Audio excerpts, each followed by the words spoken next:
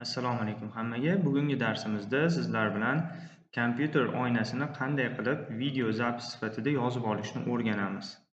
Demak, boshladik. Birinchi navbatda kerakli faylni Telegram kanaldan yuklab olishimiz mumkin. Bu faylni Ustoz Mahmud kanalidan topishingiz mumkin bo'ladi.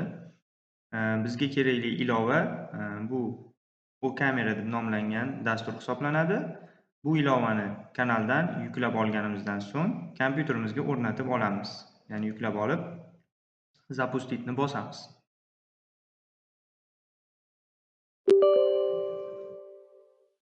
Da tugmasini bosishimiz kerak bo'ladi.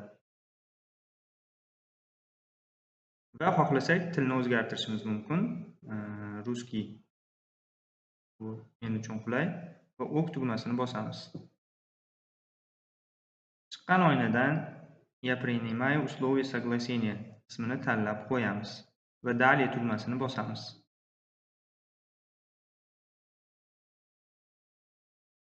Demak, kompyuterimizga kerakli ilovani o'rnatib oldik. Bu reklamani o'chirib yuboramiz. Bizga kerakli ilova рабочий stolimizda uni ko'rishingiz mumkin. O'zini yarligini yaratdi. Nomi OCamera deb nomlangan ilova hisoblanadi.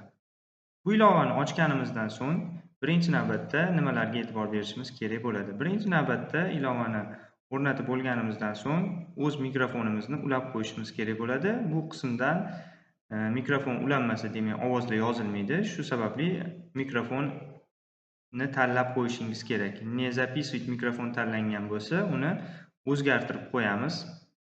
Ya'ni yoqib qo'yamiz va zapis ekran bo'limi tanlangan bo'lishi kerak. Undan tashqari, ekraningizni to'liq yozib olmoqchi bo'lsangiz, mana bu yashil ramkani to'liq ekran bo'ylab kengaytirib qo'yishingiz kerak bo'ladi. O'shanda ekraningizni to'liq ravishda bu dastur yozib oladi. Va zapis tugmasini bosishimiz yetarli bo'ladi. Ko'rib turganingizdek, ana endi ekranni zapis qilishni boshladi. Istasangiz qaysidir qismlarda pauzani bosishingiz mumkin. Bu vaqtlar oralig'ida ekraningizda bo'layotgan jarayonni yozmay turadi va yana kelgan joydan davom ettirib ketishingiz mumkin bo'ladi va yana yozishda davom etyapti. Va videoni to'xtatmoqchi bo'lsangiz, ish jarayonida buni pastga yopib qo'yaveramiz, pusk paneliga tushirib qo'yaveramiz. Ishimiz tugagandan so'ng yana ochib, остановить tugmasini bosishimiz kerak bo'ladi. Videomiz yozib olindi. Bu videoni qayerdan topib olishimiz mumkin? Bu yerda mana papkani rasmi turibdi, открыть.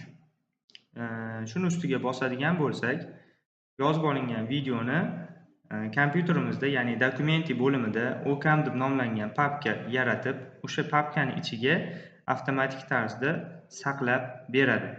Ko'rishingiz mumkin. Yozib oladi videoni. Ko'rib turganingizdek,